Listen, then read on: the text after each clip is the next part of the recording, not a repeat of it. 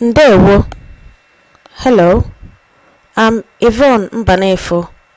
Abum Yvonne Mbanefo. This is another one of our daily Igbo words and phrases. Today's Igbo word is Ehi.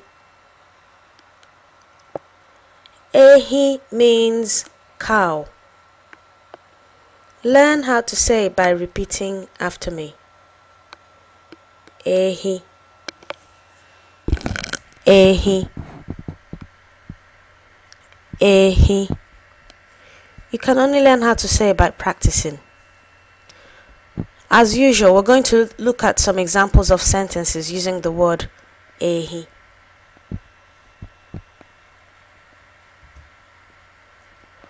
Ọ na-enye ehi a ihe oriri.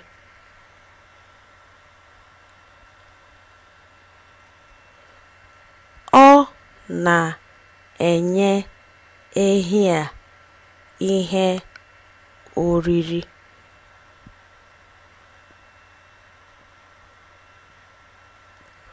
Ọ na-enye ehi a ihe oriri.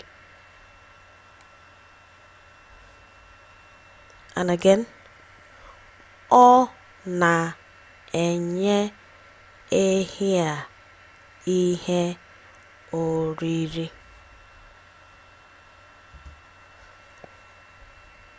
Nke a bụ nwa ehi.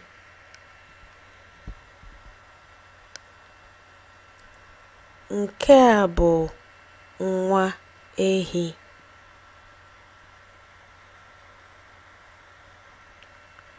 Nke a bụ nwa ehi.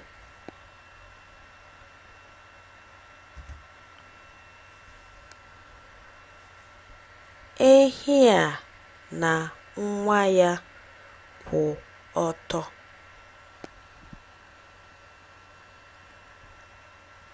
Ehi a na nwa ya kwụ ọtọ.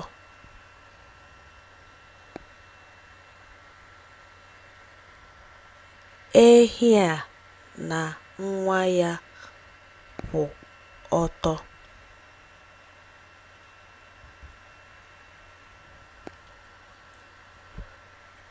Ehi a na-aracha ire ya.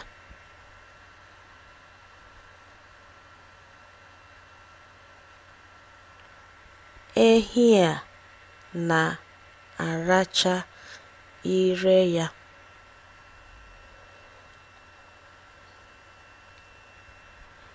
Ehi a na-aracha ire ya.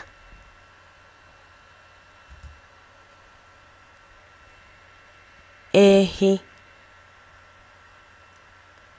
Ehi. Ehi. Abum Yvonne Mbanefo. I am Yvonne Mbanefo, and this has been one of our daily Igbo words and phrases. Kermesia. See you later.